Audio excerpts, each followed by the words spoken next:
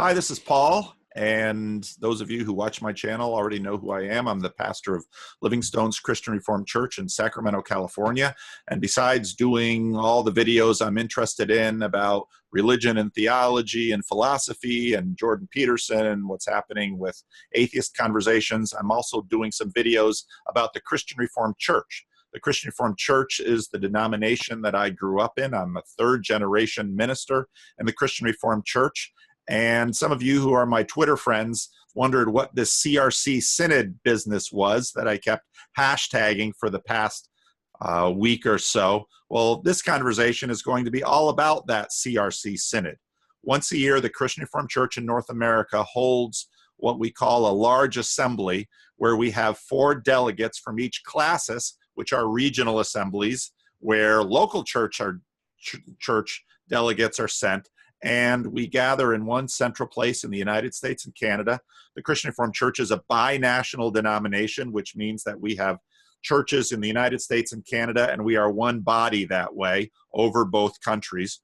And we gather this year, Christian Reformed Synod gathered in Grand Rapids, Michigan, on the campus of Calvin College, and they deliberated and debated and made decisions about the Christian Reformed Church and the agencies that it owns. And so what I would like to do is have a variety of conversations. This is the first of them with some delegates who went to the Synod. And part of the reason I want to do this is that there's a lot that happens at a Synod which isn't easy to write about and, let's say, put in the magazine of the denomination called the Banner. Some stuff you can pick up from Twitter. You can actually watch the deliberations on YouTube. The denomination posts that. But in my opinion, it's very helpful to talk to people who were there and get the sense of what happened on the floor, what the spirit of the meeting was, what they thought are important. Now, a number of people have asked me questions about, how, Paul, do you pick who you have these conversations with? Some of you who know there's a little listserv that's been around the Christian Reformed Church for a long time called CRC Voices. And I often pick people that I know from CRC Voices, partly because I have a long history of having conversations with these people, and I know that they'll be good conversationalists, and I trust them. So that gets into a little bit of the selection in this. And so today I've gathered 3 delegates from this year's Synod, and we'll go around and have them each introduce themselves, tell us where they, in this case, all of them are pastors, where they pastor, a little bit about themselves, and then we'll jump into the discussion. So Richard, I've never done a video with you. I've done with Rob and Rod, but why don't you introduce yourself a little bit? Just so that I can trip and fall and they can clean me up afterwards. That's right. My name is Richard Bodini. I pastor the Holland Marsh Christian Reformed Church just outside of Newmarket, Ontario, north of Toronto, about 40 minutes north of Toronto. And Professor Peterson lives south of where I am. I have never met him, and so I will use that as a claim to fame. I've been pastoring for 14 years. I was a teacher before that, and yeah. How many synods have you gone to? Exactly, yeah, 3. This is my, I just finished my 3rd synod, but I have watched at least 10 or 12 online. Okay, all right, very good. And Rob, why don't you tell us a little bit about yourself? Okay, my name is Rob Toornstra, and like Richard, I grew up in Canada. Unlike Richard, I didn't stick around. I moved to the United States to go to college. Since 2006, I've been pastoring a church in Salem, Oregon, about 45 minutes south of Portland. And I was a delegate from our region. Our class is Columbia, and this was my 4th time attending Synod. So yeah, it was another very good experience on the whole. Good. And Rodney, why don't you introduce yourself? Well, my name is Rod Hugen, and this was my actual 10th trip to Synod, so I feel like, everyone should just listen to me. I pastor a church called The Village in Tucson, Arizona, a church that I planted some 18 years ago. And prior to that, I was a chief financial officer of a big auto parts company in Phoenix, and kind of had a midlife crisis that ended up sending me out into ministry as a commissioned pastor, and have been doing that for these last 20 years. It's been an interesting journey, and I love our little church out here in the middle of nowhere. We're in part of Classis, Arizona, which is the smallest classis in all of Christian Reformed Dome, and so we're struggling with that. And that may be one of the reasons why I get to go anytime I want, is because there's so few warm bodies that are inhaling and exhaling and willing. So, but I do get to go regularly and enjoy it every time. And I've learned a lot over the years. It's always a great experience. Okay. Let's begin. One of the big discussions at this year's synod that everyone anticipated was a lot of conversation about politics and the church. And Rob, you were in a video that we did before synod where we talked about Overture 14, which you were partially responsible for authoring. Rob, would you just give us a brief sense of what motivated well, maybe I should explain what an overture is. An overture is a communication by a classis, which is a regional assembly, or a local church, or an individual member of the Christian Reformed Church that is sent to synod asking for some opinion or some change in policy or some change in how agencies run themselves or some change in doctrine of the Christian Reformed Church. And every year, a certain number of overtures come to the synod, and first they go through an advisory committee process, and then what comes out of that advisory committee then goes to the floor of synod.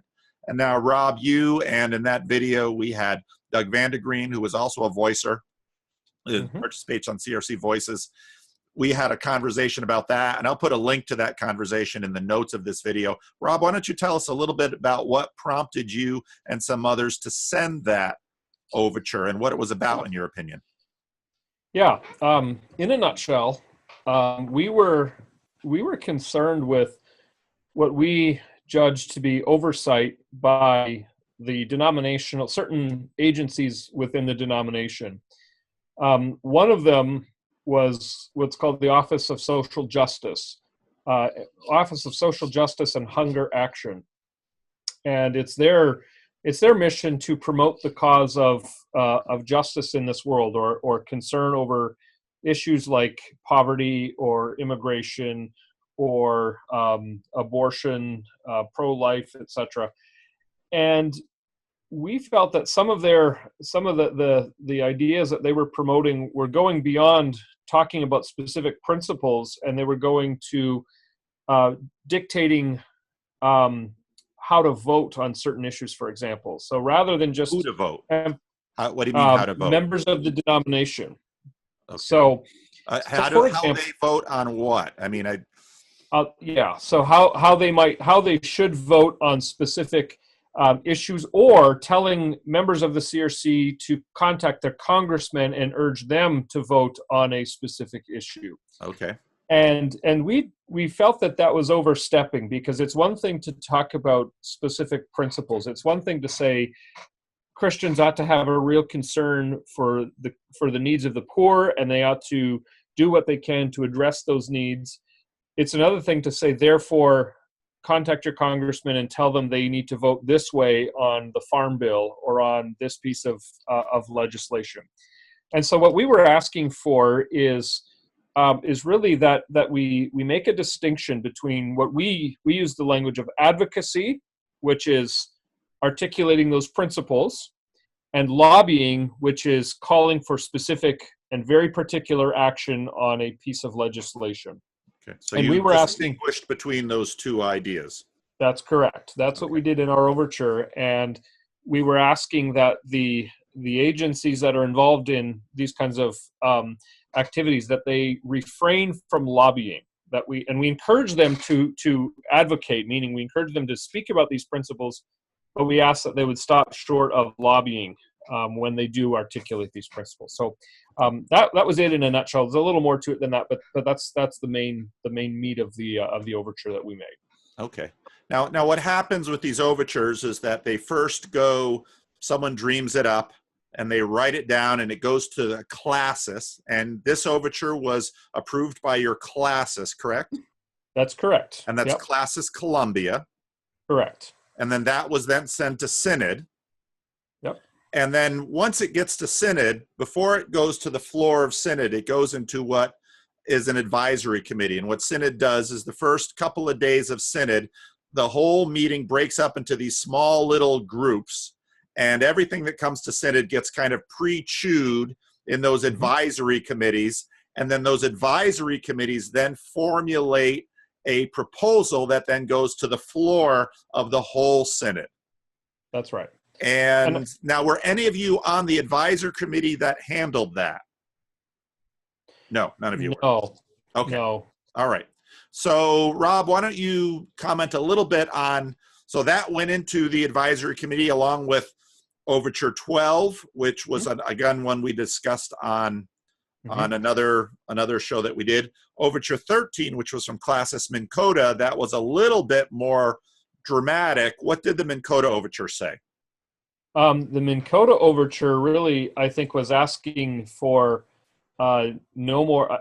I don't remember exactly, but I think they were asking for an end to even advocacy. They were asking for more. They were kind of trying to curtail the activities of the Office of Social Justice more than we were asking. And so their language was a little more restrictive. And so when the advisory committee gets these overtures, they might get the series of overtures on the same topic, and it's their job to kind of bring them all together and come up with some recommendations based on all the overtures that they receive. Okay. So now I'll open it up to the other two of you if you guys want to jump in. So then the advisory committee report came to the floor. What came out to the floor from that committee, and how was that received, at least initially? Well, I can start, and then I do want to hear from Richard and Rod as well, just because I have the perspective of the one that was kind of watching this from the beginning. Originally, there were a number of recommendations that this advisory committee made. A couple of them were that our denomination, that our churches remember the importance of seeking justice and reconciliation wherever we are. So it was just emphasizing the need for that, which I was happy to see that. And then praying for these things as well, praying for justice and reconciliation to take place.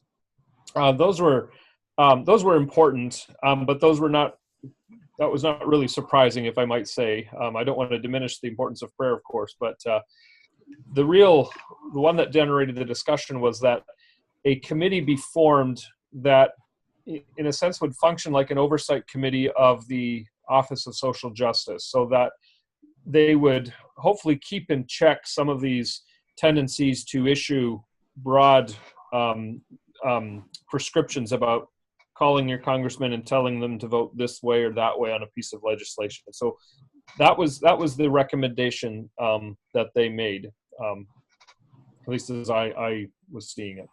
Okay.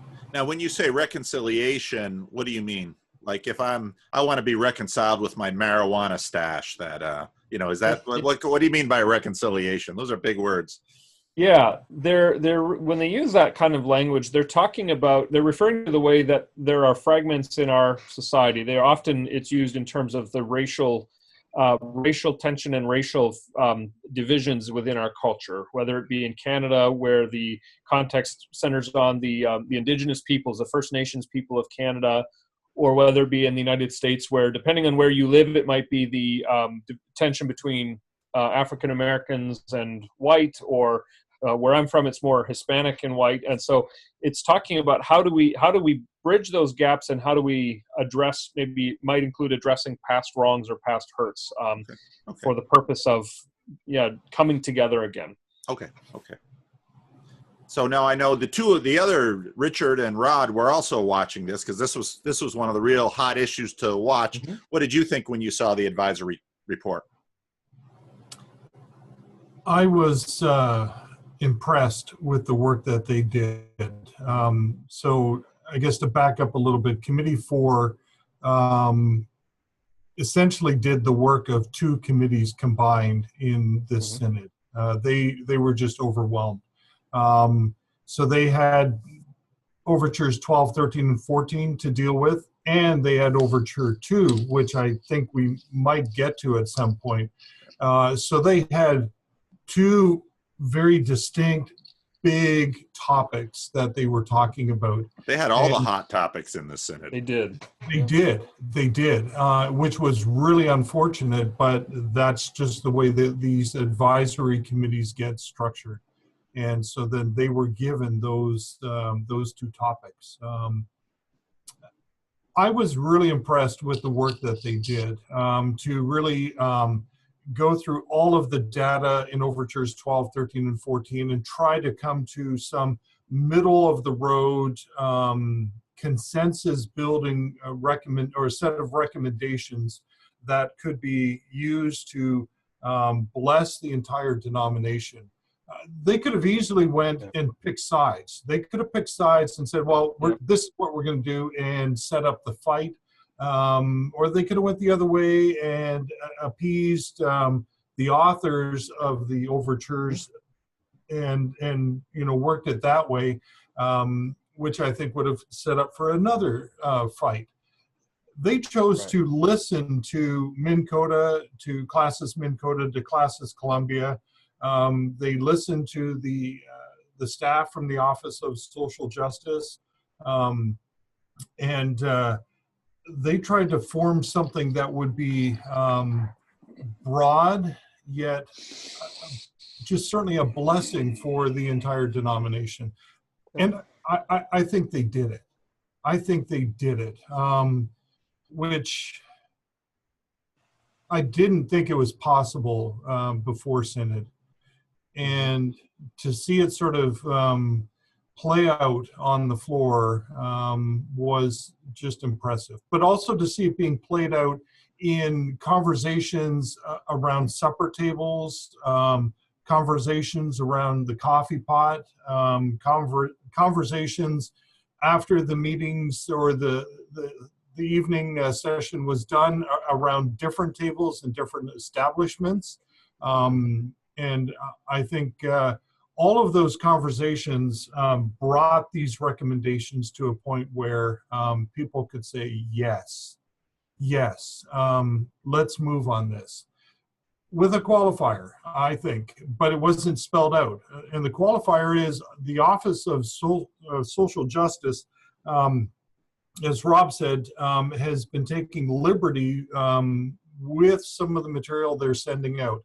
And I think this is the shot across the bow. And either they heard it or they didn't. And we'll certainly see as they produce their blast emails over the next few weeks and certainly into the coming year. And if those emails don't demonstrate a listening response or pose or position, then you know what, let's jump on the bandwagon with Minn Kota and Columbia and reel back in the staff members who are not listening and who are posturing towards one political faction as opposed to the other. And that's the biggest thing, is there's no balance between the attacks on Republicans as opposed to the Democrats. I'm Canadian. You're a Canadian. What do you care? I don't understand your political system. I think it's a ship that's sinking, but we're struggling too. But California has more people than Canada. I just want you to know that. But Hey, Richard, who did they elect in Ontario just last week or the week before? Another Ford? No, Chrysler. It was a Chrysler. I think it was a lemon.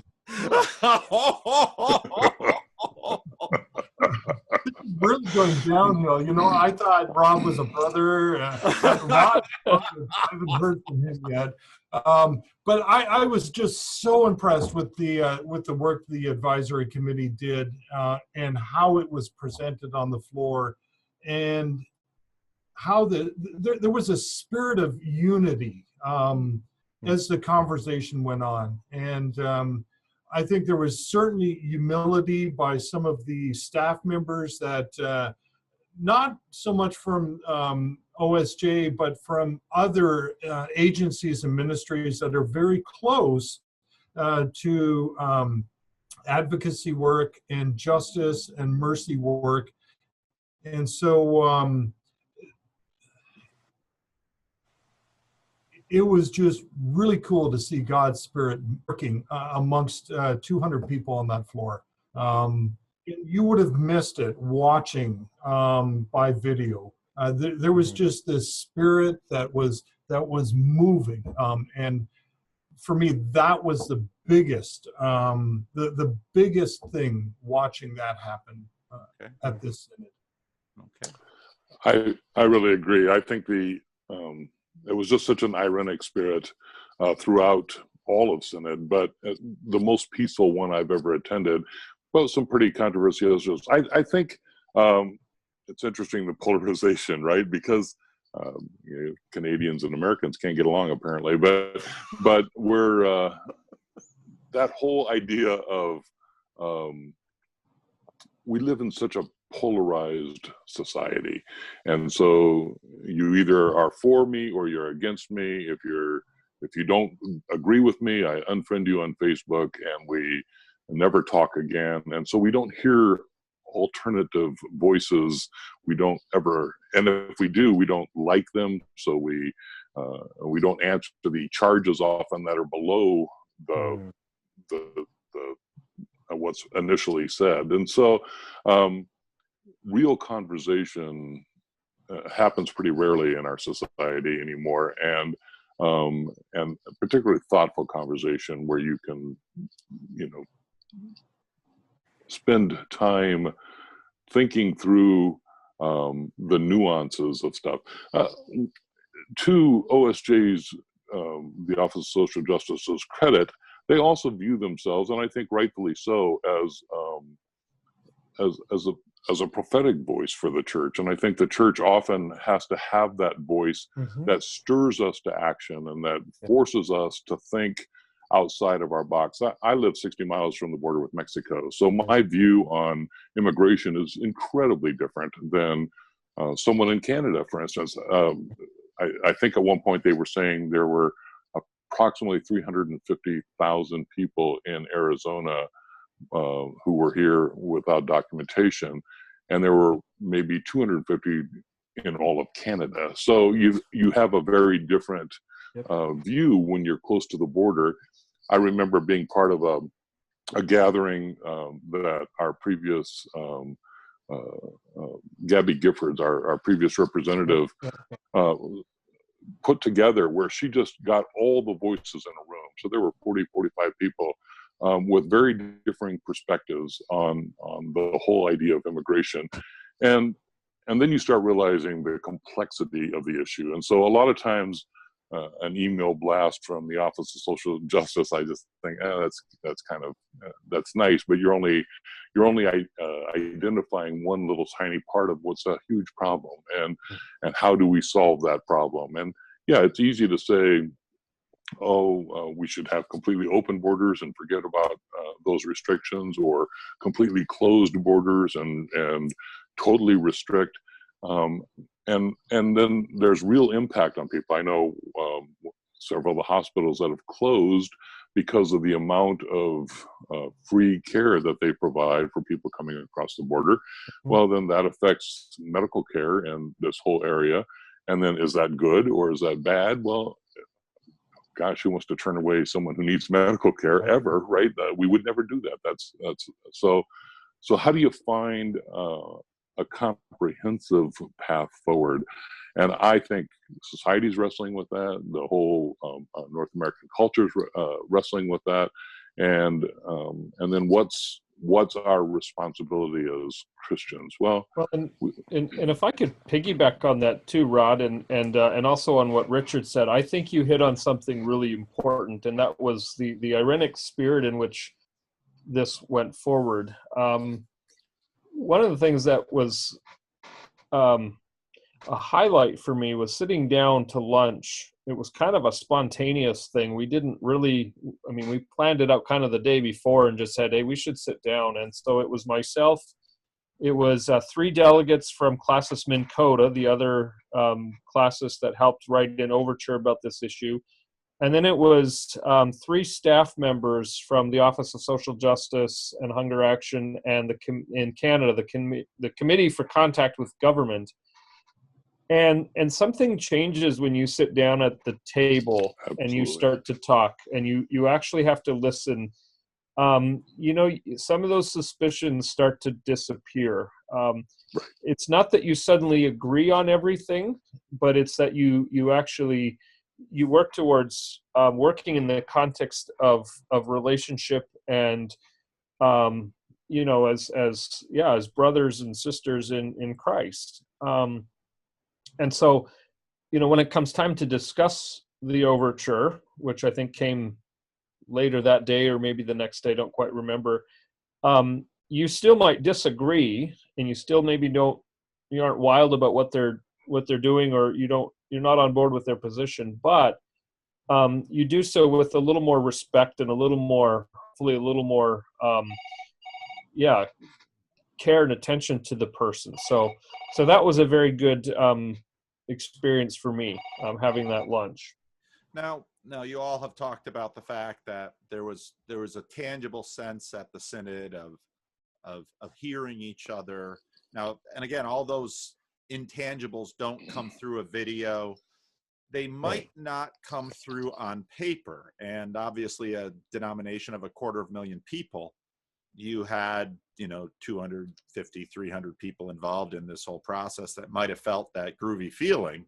But people out there are going to be asking questions. Well, what changed? So I think email blast probably in this context is not the best choice for a description of we're blasting things. So someone who wasn't at the Synod, didn't feel the feels, and they say, well, what, Rob, you wrote that overture. Are they going to tell us to write my congressman on this or that or this or that or not anymore? What would you say to someone who asked that question? Well, I was asked that question sort of last night. I for our evening worship service, we just did here's what happened at Synod, and I kind of shared, because we had people in our church that were sort of vested in this. And that's the difference between, like you said, you're at Synod and you get all the feels there, and then you come home to people that weren't there, and their questions haven't gone away, and their concerns don't evaporate just because you felt good at Synod and had a good lunch with people. You were hoodwinked. Yeah, right. Well, in all seriousness, for some, that's a concern, right? You get taken in, and are you being played? My answer to that is a couple of things. In terms of what changed, number one, I don't think we'll know for a little while. Structurally, we can put in place this oversight committee that's tasked with hopefully keeping in check some of these pronouncements that they want to make. The success of that committee will be tied to who's on that committee. How well have they heard, like what you were saying, Paul? How well have they heard some of these concerns?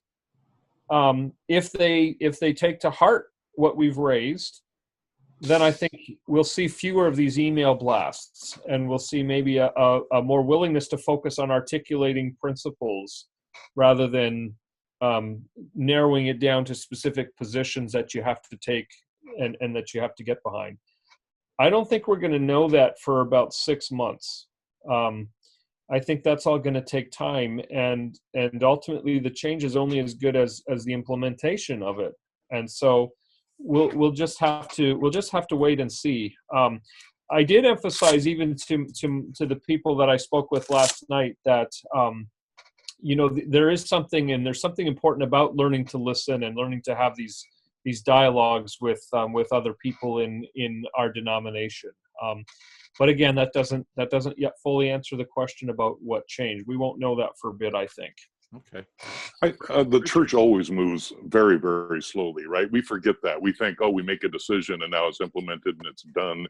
Right. And it's not. It never is. That's not the nature of church. And matter of fact, Synod itself, by its nature, is a deliberative body. Mm-hmm. It's thinking through these things, and it makes incremental steps. Right. Now, there are those who, and to counter Rob, would simply say, oh, it was a horrible decision. We need more email blasts. We need very specific legislation followed and voted on, and we need to replace those legislators who would not do that. And that's the nature of a very diverse church, and a church that sees things very, very differently. And part of that is the polarization of our culture. Part of that is out of our own experience, right? My experience of immigration issues is very different from someone else's. So can I listen to them and hear them and then not immediately say, yeah, well, you're going to hell because you don't think the way I think, right? It is because you're ignorant, and I'm the smart one. This is gonna take a lot of time. And I think, yeah, will this change something? It might, and it might not. And then again, we still have to go back to the idea of a prophetic voice that does irritate me. There are times when I get irritated because somebody accuses me of something and I feel falsely accused, or I think you don't know me or whatever. But often that works in me and says, oh, well, maybe I haven't really thought that through, and maybe that particular farm bill is the appropriate farm bill to vote on, and that will make a real impact. So I think, yeah, given time, and time doesn't necessarily bring everyone to it brings everyone, hopefully it brings everybody to good conversations around the table. It doesn't bring even if it's not decision. Consensus. Exactly. Yeah. So you're saying it's going to be some time. I think you're going to see changes already happening in 3 months' time. By the time September hits, I think you'll see changes happening with the information that gets sent out from the Office of Social Justice and Hunger Action. As well, part of the change that was invited and certainly urged was to have more biblical rationale for teaching, for providing information about this particular topic, rather than write your congressman or your senator or your president or the dog catcher. You vote for dog catchers, right? So is that an American thing or a Canadian thing? Yeah, it must be Canadian. I don't know. And I'm a cat person anyway, so so catch all those dogs. Well, you got to spay and neuter your animals, as Bob was talking about. So I think the education component is going to get rolled out very quickly, and if it doesn't, then there will certainly be some responses that they didn't hear it. And as Rob said, when you have a conversation with a person about these particular overtures or about any points or really anything in society, when you actually sit across the table from someone, they're not two-dimensional, they're three-dimensional, they're flesh and blood, they're a real person. And suddenly everything changes. And certainly Rob and I had a conversation in the early days of Synod about the overtures, and I didn't put it out there, but my picture of what was being said and what wasn't being said changed. Because suddenly, oh, that's right, Rob is the author of 14. Oh, and Rob is a friend. I may not agree with everything that Rob is putting forward on 14, but I listened. Yeah. And I changed a little bit. After Synod, I sat down with at least 3 delegates from classes Minn Kota, just to get a sense of where they were at, and to share where I was on some of the issues. And suddenly they're real people. Right. Because before that it was classes Minn Kota, and okay, that's just Minn Kota. Right. Now they're real people with real names and real churches, just like my church, and with real challenges that they have to go back and have the conversation, the hard conversation with their people that could very well be my people. And so, you know, I heard their concern. And if OSJ doesn't change how they do things, you know, part of me is like, let's jump on the Minn Kota bandwagon, because something does need to be done, especially on the American side of Office of Social Justice. And how do you have those conversations with government officials? So in Canada, it's a little bit, well, quite radically different. There was a committee established 50 years ago that dealt with contact with government, gave guidelines and recommendations. How do you have the conversations? We have a staff member that actually has an office on Parliament Hill in Ottawa, and with the guidance of the contact with the government, goes and has conversations with MPs, our members of parliament that represent the various regions across Canada. In fact, our staff member gets invited into cabinet ministers' offices for conversations about very specific things that are coming as legislation or some other bill, and he's invited into the conversation. How should we hear this as Christians? How do you hear this as Christians? How do you hear this as a Christian Reformed Christian representing a denomination in Canada that has traction because of our connection with Aboriginal people across the country? And so we have a voice in Ottawa that speaks into these things. It doesn't mean they're going to change the legislation to the way we want it, but they're invited into the conversation, and you see subtle changes. And part of that is the way you want it, right? You want it, right? And that's where the issue becomes. And I think that was kind of the stuff behind a lot of the overtures was, you don't represent me. When you send out this thing and say, I have to support X, Y, or Z, I don't agree that that's the way to solve the hunger problem, or I don't agree that that's the way to solve the immigration problem. So you're not speaking for me, but yet your salary is being paid by me. You're provided for by me, and yet you don't speak for me. And I think that underneath all of this is, when you have a denomination as diverse as us, we can't have a single person or a single agency or an agency head speak for all of us, and unless they get off I like the distinction between advocacy and then, you know, here's a specific thing you have to do to say, hey, we're all everybody in our denomination can rightfully say that immigration is a huge issue and we ought to be there for, or hunger is a huge issue, or abuse, or whatever those things are that they send out. We can agree on the principles without necessarily saying, and here's the way to solve the problem.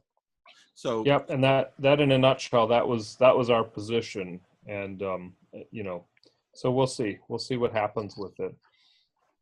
When is this oversight team named, and by whom? This was given to the executive director to do? Yeah, I don't recall seeing a date on it. I don't know if anyone else did. I think it was handed over to the COD or the Council of Delegates or the executive director. We have a fish running things in Grand Rapids. Yeah. Is that what this has become? They have a fish ladder in Grand Rapids. I do know that. Right. It will be under the direction of the executive director and the council of delegates when they have their meeting. October is their next meeting, Okay. or end of September, early October. My sense is that the executive director will already have things in motion. At least he will invite someone to get things in motion, whether it's the Office of Social Justice or the Director of Denominational Ministries, who is the oversight for those agencies and ministries, whether it's those two in conjunction, sort of working that out, and having conversations with the Canadian Ministry Director and taking a look at how the Canadian Committee for Contact with the Government works.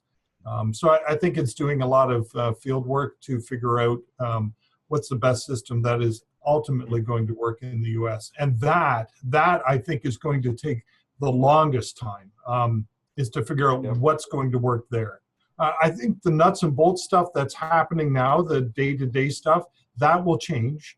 But getting this committee into place, that's a big task. You know, and if Doug were here, Doug Vandegreen, who's been on some of our other videos, he, you know, one of the things he often reminds, you know, I joke about Canada's population versus California's population, having a staff person dedicated in an office. I mean, in the United States, that would be like having the Christian Reformed Church maintain an office on K Street and, you know, interfacing with, you know, senators and legislators and the California state legislature. I don't know the relative size between the CRC in Canada and the CRC in California, but, you know, if we looked at that, some people might be very surprised. They'd also be very surprised at how diverse the Christian Reformed Church in California is, and quite actually how conservative it is, because you have Central Valley farmers, you have not too many dairies in Southern California anymore, but you've got a whole host of Korean churches that are a significant number of churches. So these, and if you would say, okay, well, let's find out what the Koreans would like to have happen in American politics. I think a lot of people throughout the Christian Reformed Church would stop and say, would pause, because the Koreans have a completely different perspective on many of the conversations that we're having. So I want to transition. Go ahead. Personally, I think having this committee that's going to be an oversight for doing this, you're not going to have someone on K Street, you know, knocking on the door of the Senate. It's just not going to work. And I don't think you'd be able to get 175,000 members of the Christian Reformed Church in the United States to send a letter off. And really, 175,000 letters is not going to do very much. And so OSJ has, and you can't see my hands, they're trying to do all of this, and that's great work, but really, maybe we can only do this. So let's start with this, and let's do this really well, and then maybe we can add something. And then maybe we can add something. But let's get the education out there. Let's get people connecting locally with their politicians and speaking into that locally. And the Lord willing, it will expand. It's taken us 50 years to get where we're at. We're not going to recreate that in the United States by 2019. Maybe it will be 50 years, unfortunately. But it's like trying to overhaul a car while you're flying down the freeway. And you start taking off pieces and so, oh, I needed that. And so let's start small and then expand out a little bit. Yeah, agree. And I think your point too about locality of government. I mean, I'm on a first name basis with my city council person. Many of the issues that I deal with, and you can talk about race relations, you can talk about homeless, you can talk about immigration, you can talk about, I mean, cities and states in the United States manage so much, yet so much focus is on the federal government. And at some point you just have to say, well, how can we gain perspective? And I think part of the difficulty that I see is we have become so so mesmerized by this media vision. It's kind of like the Eye of Sauron in Lord of the Rings, that now we're focusing on these children who are separated. Then it's South Korea. Then it's, I mean, and so we're kind of like zombies following the media stories, whether they're from CNN or MSNBC or Fox, and we're just all following along. And we're in our two little groups and we say, yep, that's what we are. Nope, that's what we are. And so then that whole division just then comes into the Christian Reformed Church, and here we go. And to have a denominational agency doing this, following that, to me says, let's take a step back and have some real conversations about this. So there's my little 2 cents. Let's transition to Overture 2. Now, maybe Rod, you might give us, Bev has been on Voices for a long time. She's written about this on Voices quite a bit. Rod, would you give us a little background to Bev and this conversation? Sure. Bev Sturck lives in Oregon and no, she's in Washington. I'm sorry, in Washington. Everything north of Rod. I knew that, right? Yeah, it's up Canada, there somewhere. California. The West Coast. Who really cares? Yeah. She has a passion to deal with sexual abuse in all its forms, and particularly, I think she's just been someone who she visited our church last year, and I just watched her walk around, and she's talking to every woman in our church and hearing story and listening. She just has a passion to help, and then also a passion to do something about it. And so she wrote an overture, and she listed some very specific things, which I can't enumerate, but that the church ought to do to deal with the power inequities, the abuse issues, and those struggles. And she wrote this overture, brought it to her church, and it did not get forwarded, as they often do, by the church with the local church's blessing. They liked parts of it, but they didn't like it in its totality. It got forwarded to the classes, and the classes also did not forward it with their blessing, but with a also liking parts of it and wanting parts of it. And therefore, it came to Synod as an overture from an individual. In the 10 times that I've been to Synod, I don't recall that ever having happened before, where it really got a voice, or where we really listened. It might have gotten shoved into a committee, and then the typical language of Synod does not accede to this to this request, or to this overture. And this was very different. It was very different in that I think it struck, and obviously this is in the midst of the Me Too movement and all these other things that have been going on in our world as we discuss this. So maybe the specific timing was right, but it just, I've never seen anything impact a Synod quite the way that did. And I've sat through some pretty contentious Synod things, and this wasn't in contention. Actually, did this go far enough? It was almost like we need more. We need to have more of a discussion. We have to, and I know that there were parts of it that people struggle with and will, but it was just an interesting thing a phenomenal thing to see. And I love Bev's passion for this.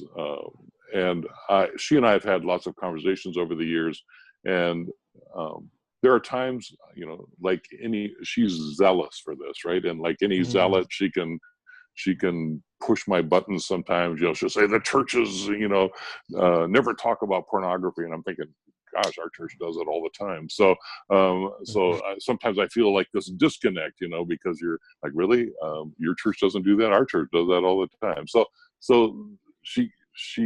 but her zealousness, I just admire that, and that it is a singular focus for her. And because of that, I think what she wrote and what she offered and what she pushed forward just caught the attention of Synod, and I think was just a powerful moment on the floor and in our decision making, our just coming to grips with the reality of the horrible pain that happens. When abuse. You talked about abuse, you want to Rob or Richard, what did she bring forward? I'd read the Overture, and so what happened? I'm not going to try to even dive in and quote stuff from it, because it was long, but it was just so wide. There was just so much good stuff, good data. You know, we aren't doing this. We aren't doing this. We aren't doing. Okay. You know, the one that jumps out, a code of conduct. Well, I have a code of conduct. I haven't signed a code of conduct. Will I have to? Possibly. Would I be okay with that? Probably. And would it, you know, get me to rethink some of my relationships and how I conduct pastoral care? Possibly. Is it going to prevent me from doing some pastoral care? Probably. And is that going to have a significant impact on ministry? Most definitely. But is it protecting myself, and is it protecting our parishioners? Yes. So what are you talking about? Is this like the Mike Pence rule that's going out over the CRC? I mean, what are you talking about? A Billy Graham picture would be the code of conduct, and really expanding upon that. So you don't put yourself in a position where you're going to be with a person of the opposite gender in a closed room.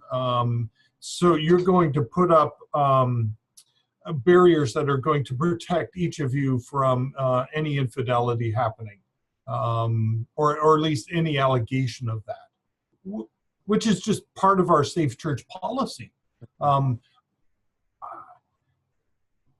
You know, I want to move away from what was there and to, I think, touch upon what was felt. People shared stories, personal stories of abuse on the floor of Synod, which were significant. One woman, I have never spoken about this to anyone ever before, and she felt safe enough amongst 250 people plus a video live stream to share this story. Wow! Because what Bev had put forward, and what the committee was putting forward, she felt a place of safety, of blessing, and she shared it. And significant healing even happened in that.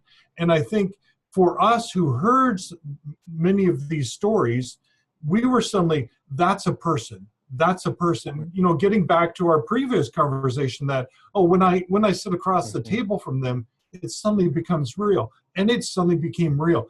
Abuse is happening in our denomination. It is happening everywhere, but it is happening in our denomination. And it became very real when we were asked how many of us know of or have experienced abuse. I think it was 100% of the delegates put up their hands. Yeah. That was telling. That was so telling. I think change. Surprise anyone? When I hear that, I think. But when you pause and you all put up your hand, it it just became very real. Okay. And that's when the stories started to come out. Okay. And so, yeah, there's a lot of work that needs to be done in our denomination regarding abuse response teams, safe church policies, having a safe church policy even in a church. There are numerous churches that don't even have it. I think they said, don't quote me, I think half of the classes do not have a safe church response team. So across Canada, I think all of them have it. And for us to get insurance, we have to have a safe church policy. So that means 250 churches across Canada have a safe church policy. And while a whole bunch of churches don't have that south of the border. So it's a significant thing. And so Bev is really pushing us to get it in place. And kudos to her to be, just a force to make this happen in order to protect even one person. And she would go that far just to protect one person. Yeah. Any thoughts on this, Rob? Yeah, so I think that's right. I mean, one of the things that stood out to me is maybe a little bit ancillary to the main issue, and that's just an appreciation for our church polity and our church structure that says one individual can actually make a difference, and our polity allows that and creates that system that says if you have something you're concerned about, if there's something that you're passionate about, you can actually bring that change all the way to Synod and have an impact. And I was just reminded of that. But to the main issue, I had mixed thoughts on it, and it's tough to say that because obviously when you're dealing with a topic like abuse, there can be that tendency to downplay it or to minimize it or to pretend that happens somewhere else but not here. And it was a good reminder that this is a real issue. It is something that we have to be paying attention to.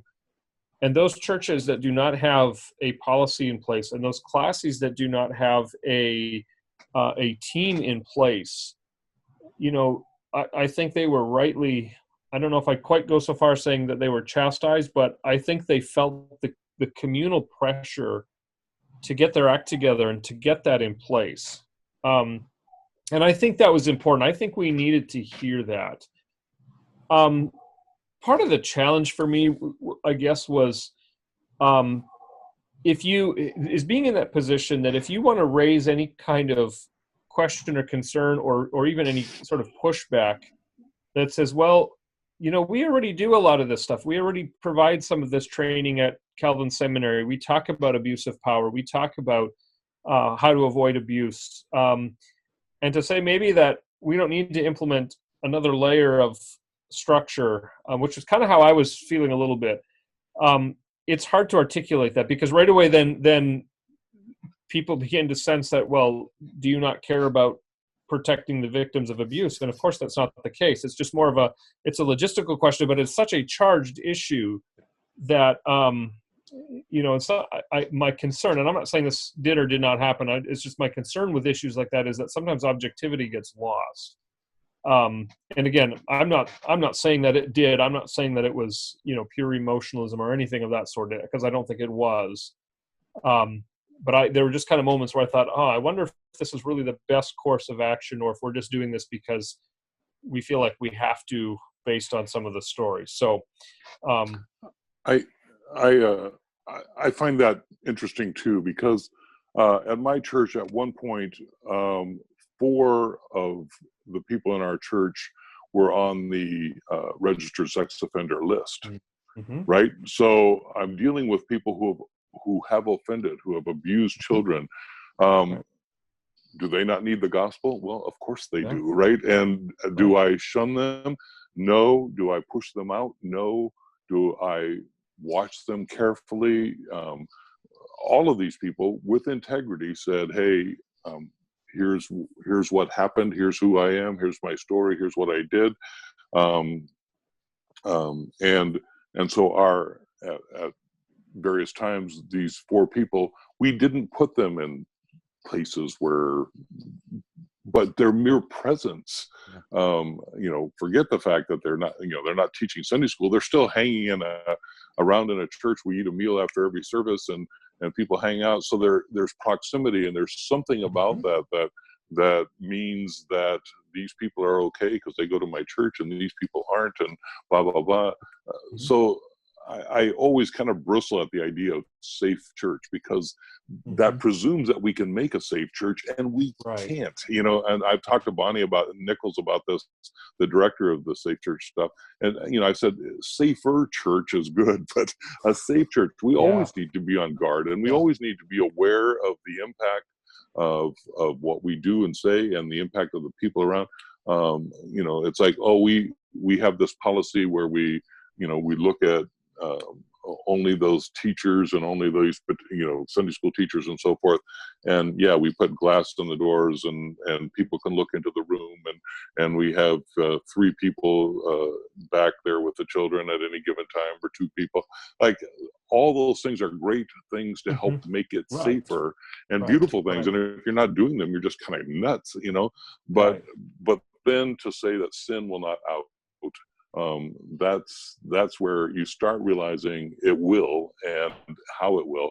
And I think the other big thing that she brought to the attention is how easily we protect powerful offenders, right? Like, that the offenders, the powerful offenders, no one believes that about them.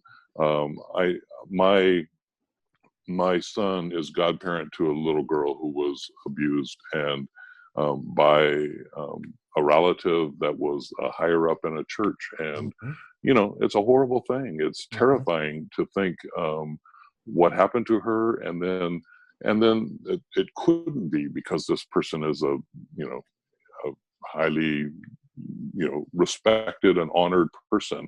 It's that kind of thing that I think Bev recognizes and sees the other story.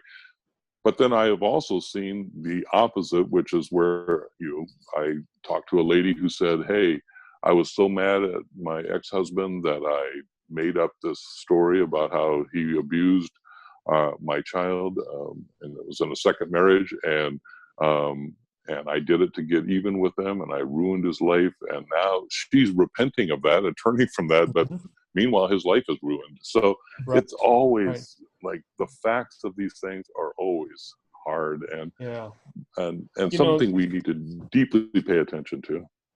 And I guess maybe to tie these 2 big issues that we've been talking about together, if I see a commonality, it's that temptation that we have to rely on simple external solutions, as opposed to getting down to the real nitty-gritty hard work that needs to happen. So, okay, I can send this form letter to my congressman because the Office of Social Justice tells me, and I need to care for the poor, so I can do this, and I feel like I've done something.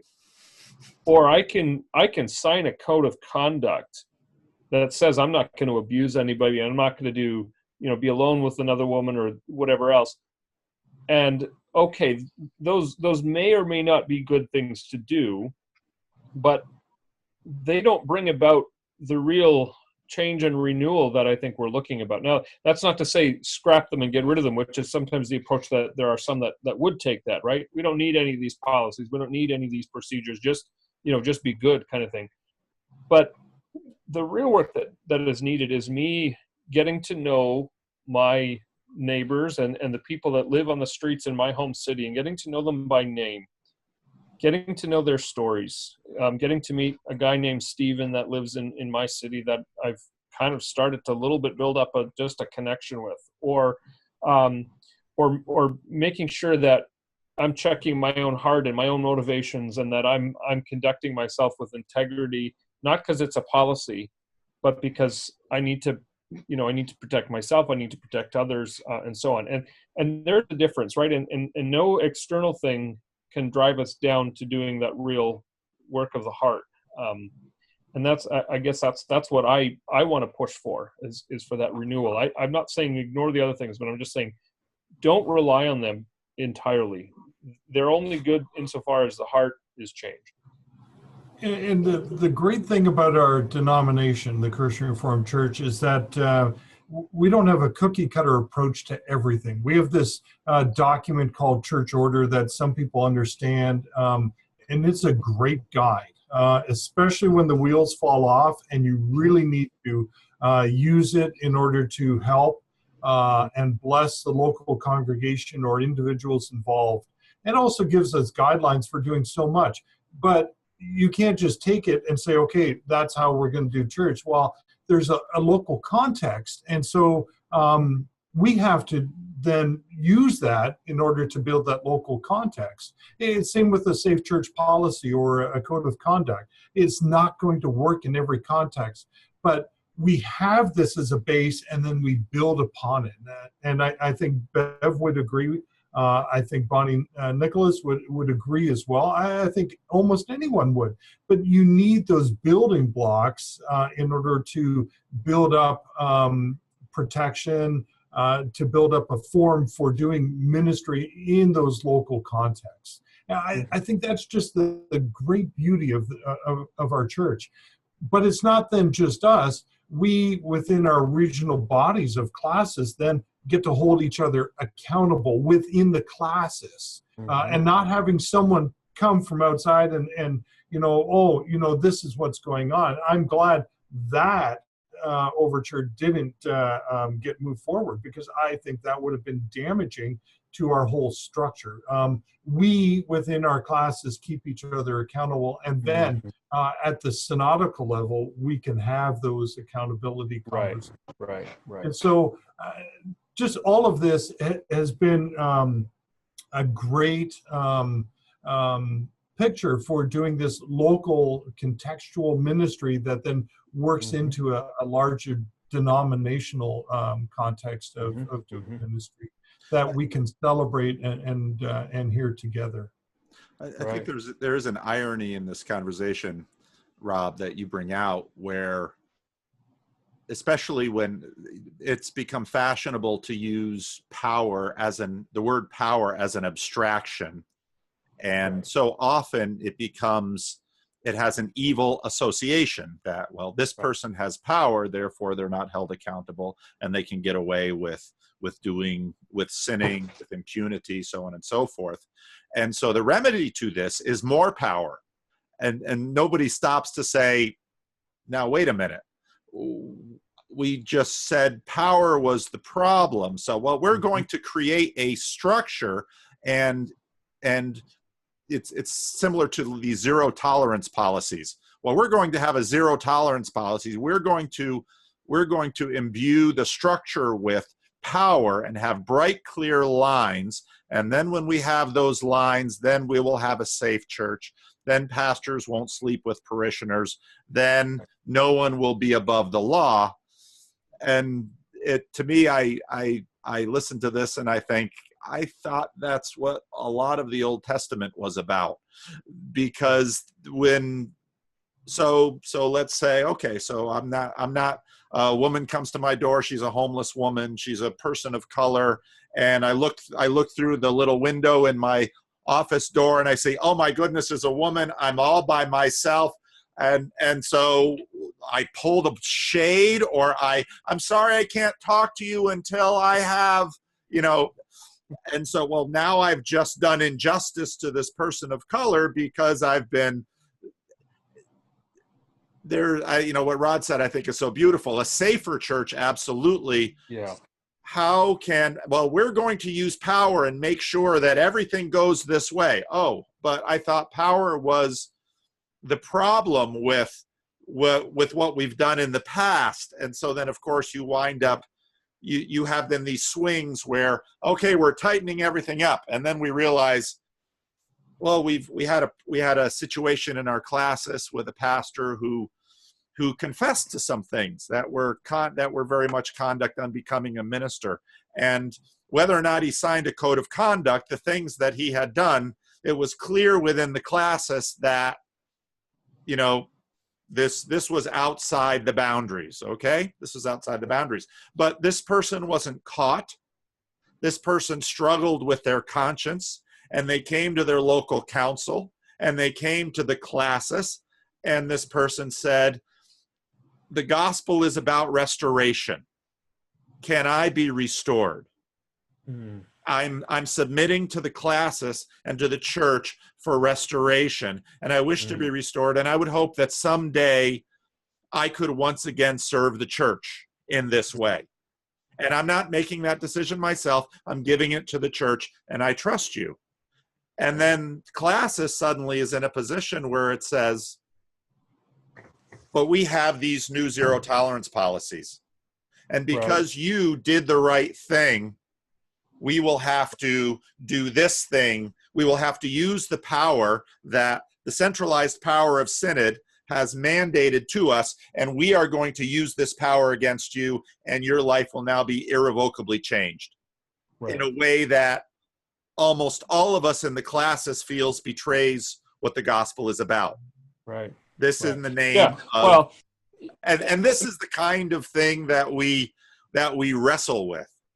It becomes, in its worst form, it becomes a form of legalism, right? Where that becomes what we default to. What are the policies and procedures and rules and codes of conduct that we have in place? That has to be our governing principle. That's not to say that we must never have those. It's to raise that tension and to say, if we really are people who live shaped by grace, how do we hold together truth and grace together? How do we, and that's not always best done by looking to the rule book. And I don't know what the answers are. I don't think they're simple. But I just don't want us to be lulled into a false sense of security because, well, don't worry, we've got windows on our Sunday school room, so there's not going to be abuse here, right? So, I accompanied a man in our church to the sheriff's office because he had not registered and was a registered sex offender and was required by law to do that. And so he was shaking like a leaf and terrified that they would take him into custody. And he said, and I'll go to jail. And because I'm a registered sex offender, I will get passed around in prison and not in it'll be a horror thing, right? It's an awful thing. And so he's terrified. So I'm praying with him in the parking lot, and I went into the most depressing room I've ever been in my life, which is the sheriff's office where they deal with registering sex offenders. And you see these people sitting there. And then I asked the sheriff deputy, what do we, he hasn't registered. And the sheriff's deputy was kind and registered him and said, don't let this happen again. And but he doesn't have an address. He's homeless, so he has to give an address, his brother's address or something, because he doesn't have So I said, is there a way for him to not be homeless? And the sheriff said, well, there's these 3 places where he can go possibly get an apartment, but there's usually not any openings there. And I said, well, what about jobs? And he says, are you kidding me? He's never going to get a job. And that's exactly what happened. He would get hired, somebody would run a check on him, and he would be fired the next day. So here's a guy, and I think, where's Jesus in this, right? Is Jesus, is this a modern day leper that he can never be redeemed because he can't ever be clean? But is it true that often that's true? Like they can't ever, so then what do you do with all that? And I think those are the frustrating things around this whole discussion. And so I think it's always individual. I think it's always personal, and I think it's always relational. And I think that's also then lends itself to the problem of, well, we'll surround Pastor Joe over here, Pastor Harry over here, Pastor Sam over here, because we know that, he's really a good person underneath the horrible thing that he just did. I think one of the powers of having a lot of women come to Synod at this point is that we hear the other side of that, the victimizations that happened, and those struggles with those others coming around the person who was the perpetrator and protecting them rather than exposing their sin and calling them to repentance. I also, with fair regularity, go and help people get registered. And I remember having a conversation, some of the people that I help, they got on the list back when the laws were such, and then the laws changed. Now they're swept up on this list. They never did anything that really requires them on the list. And I'm talking, and the people that work, these are dark places, but I often find that the officers there are patient, they have common sense, they, and many of the people I go in with have mental illness issues. And so I talking to the guy, and he says, you wouldn't believe, I have to go to nursing homes and people who are practically comatose. And I have to go there and well, here they are in the bed, and I'm writing them in. And, then I have a son who was working in the state legislature. I was talking to him about that. And he's telling me, yeah, the system knows, there are crazy things about it, but politically it's not going to be changed. So, okay, well, now we're talking about power again. I mean, the church is concerned about this. The state of California is concerned about this with more people than Canada. And so they have nailed this down. And so suddenly these people with mental illness, who are often people of color, are now again victims of power, and they get incarcerated. And now we've got the social justice conversation. And I watch all of this happen, and I say, please, Lord Jesus, come quickly. Amen. So one thing about the power, and your comment about equating California to Canada and the numbers, the president of Synod kept harassing Canadians as well. And I put it out there because I know a lot of the YouTubers that are going to be watching this, they're going to think, oh, this is another Canada bashing thing. And the lone Canadian of the group is just going to be meek and lowly, is not going to say anything. I'm going to pull a Justin Trudeau and call you out on the carpet and say, we are not going to stand for any of this anymore. You need to clean up your business and treat Canadians as they need to be treated with respect. I don't feel the least bit sorry for you, Richard. You know what? You betrayed your citizenship long ago and moved to the United States. I talked to your father, and he grieves deeply that you've moved down there. In fact, with a beverage one night because he was just, bemoaning the fact that his son had left him. Well, I did it all by due process, so whatever process you want to follow, you do. I may or may not have mocked Canadians. I don't know. I don't really have any recollection. I didn't exhale when I was mocking. That might be able to prove that. Rod, I want you mentioned a little bit about your committee. No one was on Committee 4. Committee 4 had all the work and all the turmoil and all the action. But Rod, you mentioned something on your advisory committee that impressed you. Why don't you talk a little bit about that? Yeah, a concern raised from an overture, and I should have looked it up because I didn't. But the overture dealing with the desire to form a standing committee to deal with Bible translations, and there was a lot of concern about that, and a lot of desire for the church to know which Bible translations are approved for worship, and which are not. And so it just engendered a great deal of discussion, not on the floor of Synod so much, but certainly in our committee. And primarily around the fact that translations are evolving, for lack of a better word. For instance, I think the originators of the proposal, they had the 1984 NIV, but now it's been updated and upgraded. And so when they wanted to replace it, somebody said, hey, it says this in the 1984 version, but it says this in this other version. And so concerns about all of that. And the committee, I think, felt it kind of went back and forth between, well, whatever you want to use for your personal devotions is one thing, so it kind of got sidetracked by that. But as committees sometimes will at those right. But then the church itself does have to say, were these changes substantive so that it actually becomes a different translation, or are they, are they more? Is it more pure now than it was before, or were there changes?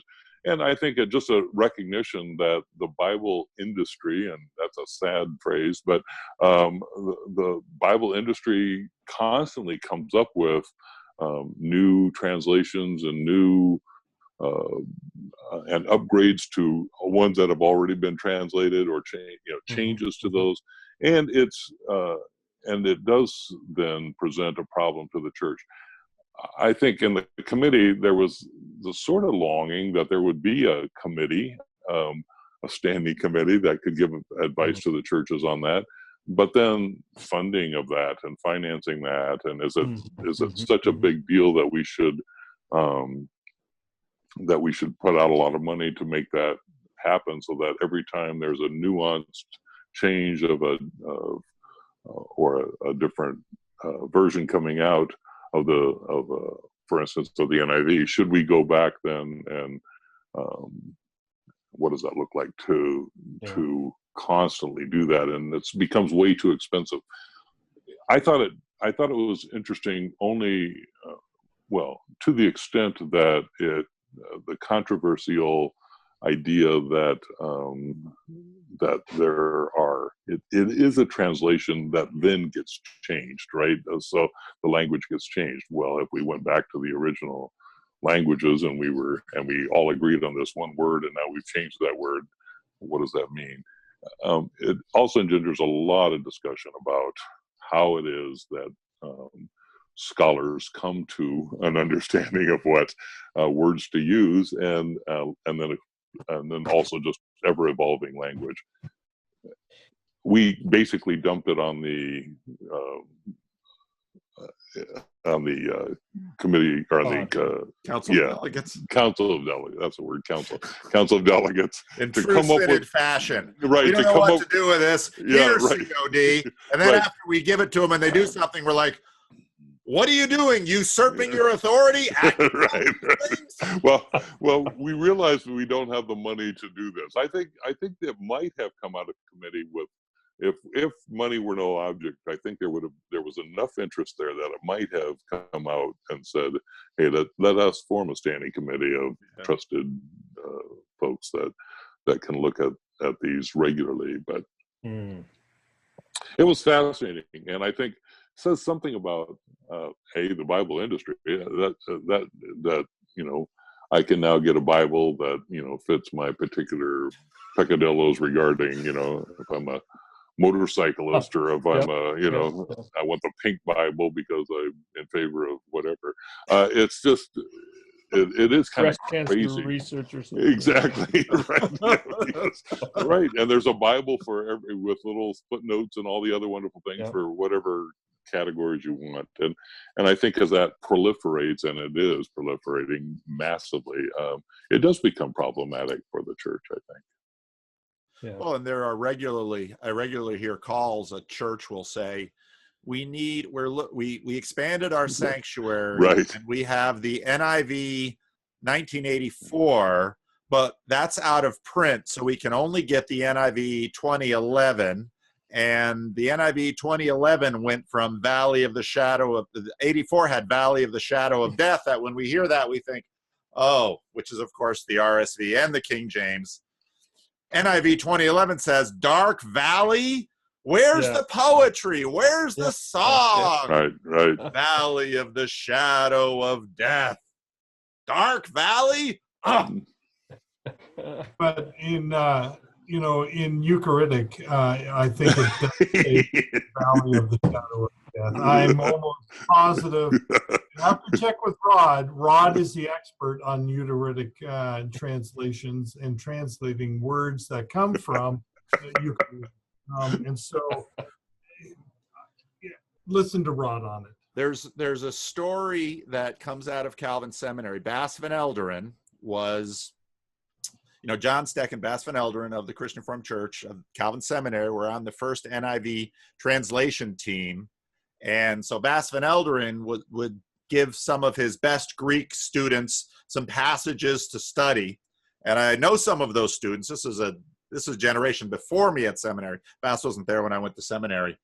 And what I've heard is that basically these students would do their best work and give it to Bas, and Bas would say, yeah, that's how we're going to translate it, that would be the best way to do it, but let's just go with the King James. You're not bothering people. The difference wasn't that much. Well, Bas isn't there anymore, so now we live with the dark valley instead of the valley of the shadow of death. No, that's a great point, and that gets into all of these complexities that you have in the life of the church. And Zondervan's is no longer in the Christian Reformed Church. Zondervan's used to kind of be our house, but they were bought out by a multinational publishing company. So, out of Canada. Probably. Yes. Well, let's have one more go round, and any final thoughts that you might have, and if there's something you want to plug, go ahead and plug it. And go ahead. Well, I'll start. So our synod was the Christian Reformed Church, and we met jointly with the Reformed Church of America. And that was a big sort of side piece to it. And we're trying to figure out how to work together. And the Reformed Church of America, RCA, went and decided to form some committee to talk about how they're actually going to do things, whether or not they're actually going to be a denomination, whether they're going to divide upon theological lines, or if they're going to do something else. And so we were meeting to try to figure out what we can do closer together. And then this sort of popped up Saturday night, and we're like, or at least I was like, oh, okay, well, sort of put all of our conversations that we had jointly together on the shelf, and we'll cautiously step forward, and we'll see in 2 years' time whether or not the Reformed Church of America will be in existence, or if they're going to come banging on our door. Let us in. You want in with us? Dad's the mom is finally coming back home to live with the kids. Kicked out or left 160 years ago, and now mom's finally coming back home. And are we going to peek through the little thing? Oh, we can't let mom back in. So, no, you can't live with me, Mom. Slam. So for me, that little portion was like, this balloon, it's looking good, and suddenly it got popped. And I'll be watching what sort of happens with the Reformed Church of America in the next 2 years, and what kind of directions they're going to be moving in. And it'll be kind of fascinating, especially with some of the conservative congregations, because they're anticipating 2021 and our report on human sexuality. And so there's lots of waiting and looking and waiting and posturing. And part of me is like, just toss it out. Let's sit around the table with 10 of us and let's hammer something out and get it done. And maybe by 2020, we'll have something in place. So that was my thing. Best synod ever, I think. Wow. Personally, just from the collegiality, the Holy Spirit movement, and I've seen it at other synods, but this one certainly was all over the place. And I think building bridges for better communication, being able to sit across the table and not wanting to lean across it and beat the crap out of our brother and sister, which has happened in other synods, physically and, just in words. I too was deeply touched by the, as I said, Irenic Spirit. It was just such a peaceful, but not peace in the sense of people not hearing each other. It's just that we literally, I think, laid polarization aside. Like we just decided we're going to listen, and we're going to not assume that we have locked down truth and on any given side. And so I appreciated that, and then to see that bear out in the RCA, the Reformed Church of America, to see that the division there. But even that, I think, at least from people that I spoke with, there was a, hey, maybe we can't live together, but how do we then not live together well? And I have some appreciation for that, a good deal of appreciation. I have a very diverse church, and I have people all over the political spectrum and all over every other spectrum, and it's easy to make your little Facebook stand about whatever it is you want to make a Facebook stand about, and drive a wedge between people. Or you can all sit down for dinner, which we always do after our evening service. We always have dinner together and sit down with that person and have to look them in the eye and say, the things that we want to say. And then it becomes a whole different world. And so, yeah, I just appreciated it. I agree. I was the best synod of the 10 that I've attended. It was the best. Wow. Yeah, and I don't have a lot to add to that, but maybe just kind of to echo some of those thoughts from just a slightly different angle. I just finished reading a book. It came out 17 years ago, so I'm really late to the party, but it was Putnam's book, Bowling Alone. Some of you guys may have read that, and in there he talks about he talks about a lot of things, but one of the things that kind of stuck with me is he talks about the loss of schmoozing, that old art of just talking to people and maintaining those informal relationships, and how important that is for the health and vitality of community. And there was a lot of schmoozing at Synod this year. It occurred to me that a lot of the work done at Synod was done after hours at over a cold beer or glass of Coke or Pepsi or something like that, watching the Stanley Cup or watching the NBA. You could look at that and just dismiss that as, well, everyone just kind of needs to decompress for a little bit. But I really recognized how important that informal connecting really is. And I think that's what contributed to the overall tenor of Synod this year, that it, there was a lot of that just hanging out, and okay, you don't see eye to eye, but I mean, I was sitting in watching the Stanley Cup final game and Mike Hogaterp was next to me, and I didn't even realize it until later who the guy was. But we were chatting and just having a good conversation, and then all of a sudden, oh, I see who this guy is. Okay, but that's the point. The horns didn't give him away. Right, exactly. So just to see that, because I don't think you'd necessarily find that everywhere, right? But we had that, and I enjoyed that, and I think it was to our health and well-being as a church that we still had some of that going on. Amen. Yeah. I wonder in 2017 we had Inspire, which was in Detroit, where the denomination had. I was really happy to see the denomination do this, where we had an event where there wasn't an agenda for the conference in terms of we're going to do business here. And I think this synod too, you never quite know how full a synod is going to be. 2016 was a very full agenda. Right. This agenda wasn't terribly full. No.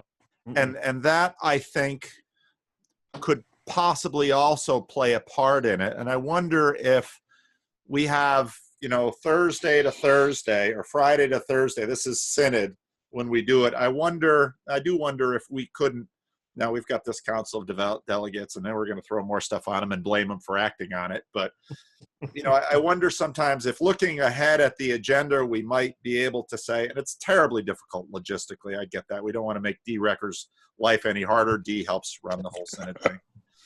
There you go, D. Name out. D might watch this, so hi, D. Love the job you do.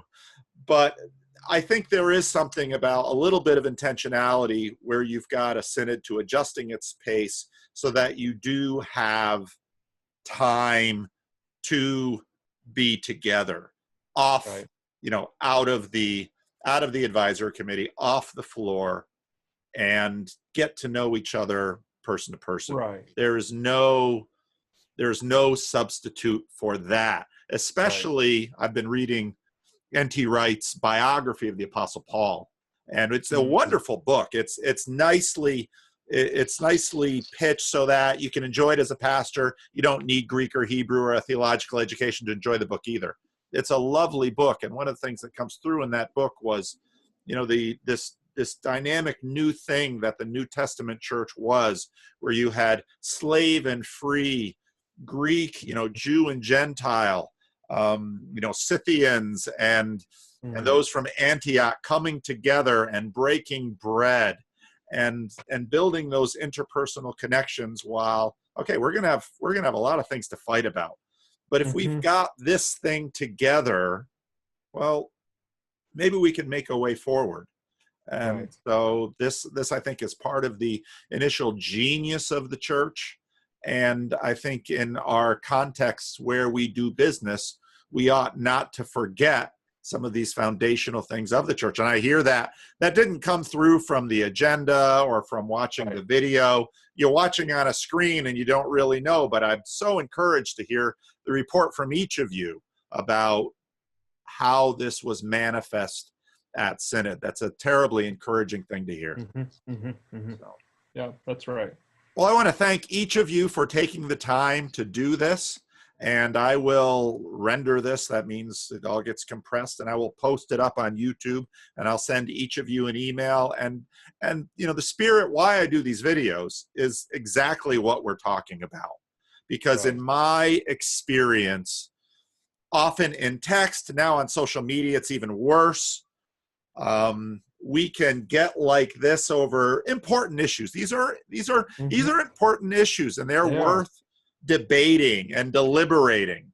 But even in this medium of YouTube, where we see each other's faces and we hear each other's voices and we look at the silly things on our walls, maybe we can love one another even while we disagree. And perhaps even find then structures and even use power in a way that doesn't violate the God of power, who delegates power to us to use on behalf of shalom and the flourishing of his kingdom. So there's my little sermon for you. Well said. So thank you all. And Thank you. Just stay on the line. I'm going to stop the recording and we can do a little debrief after. Okay. All right. Thank